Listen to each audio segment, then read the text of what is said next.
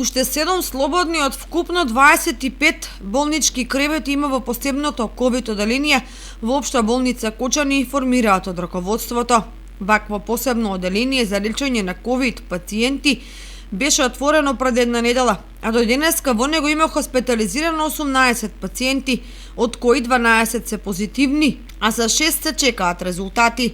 Доколку се јави потреба од Општа болница Кочани информира дека постои можности за проширување на капацитетите за згрижување на пациенти кои ќе биде сместено во делот каде што се наоѓа оделението за физикална терапија.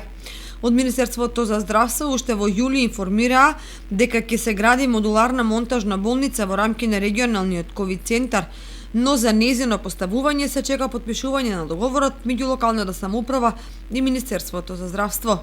Инаку во вчерашниот извештај од Министерството за здравство немаше регистрирано нови позитивни случаи на COVID-19.